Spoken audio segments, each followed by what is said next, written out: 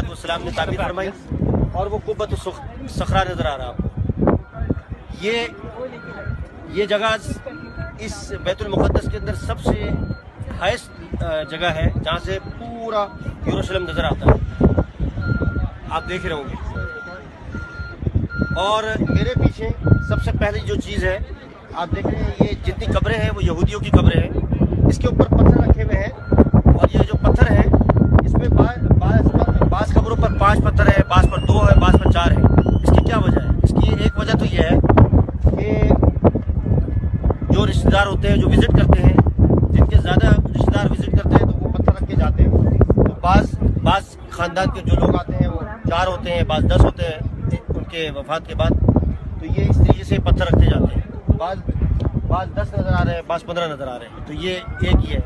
इसके बिल्कुल पीछे बिल्कुल दीवार के साथ जो आपको नज़र आ रहे हैं बैतुल मुक़द्दस की जो दीवार है उसके साथ सहाबा इकराम रिज़वानुल्लाह अलैहिम अजमईन की कब्रें हैं और इसमें अबादा इब्न सामित रज़ियल्लाहु अन्हु और इसी तरह शद्दाद बिन औस रज़ियल्लाहु अन्हु की कब्र है। और इधर करीब ही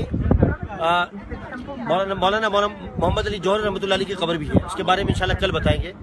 आज का जो दिन है, आज के दिन की ये आखिरी जो हमारी मंजिल है जब मुक़द्दस मकामात की हम ज़ियारत कर रहे हैं।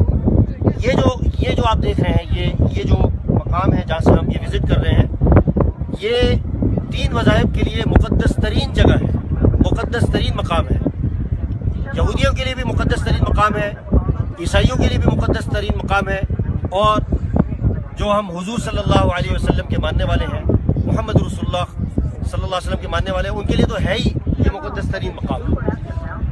यहूदियों के लिए बहुत सारे पहलुओं से उनके लिए मुक़द्दस मकाम है, लेकिन जो हमारे लिए इंटरेस्टिंग है वो ये है कि वो ये समझते हैं इस जगह को जबल ज़ैतून कहते हैं, जबल ज़ैतून अरबी के अंदर। और उनके नज़दीक उनका अक़ीदा ये है कि दज्जाल यहाँ आएगा, यहाँ उसका खुरूज होगा और खुरूज के बाद ये जो कब्रों में सोए हुए हैं यहूदी, उनके साथ मिलकर ये जो बैतुल मुक़द्दस है इस पर कब्जा करेंगे। हमारे अक़ीदे के मुताबिक वो इसमें नाकाम होंगे और फरिश्ते तलवारें सौंध के खड़े होंगे।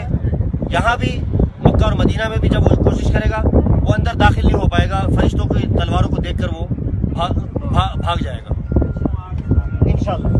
दूसरा जो अक़ीदा ईसाइयों का अक़ीदा है, यहाँ 4 चर्च हैं मुख्तलिफ फ़िरक़ों के, इनके ईसाइयों के।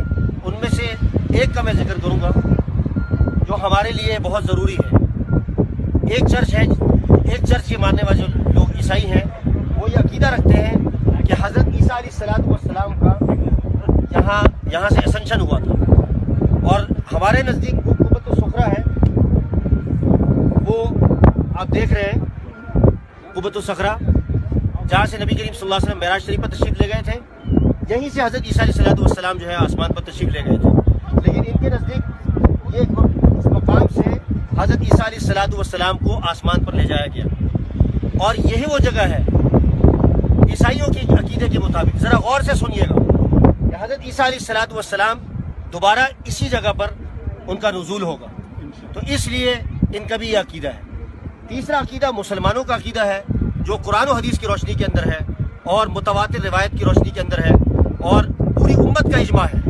और आज तक उलमाए उम्मत इस मसले को उजागर करते रहे, बताते रहे कि हज़रत ईसा अलैहिस्सलातु वस्सलाम आसमान पर मौजूद है और क़ुर्ब क़यामत इंशाअल्लाह नाजिल होंगे।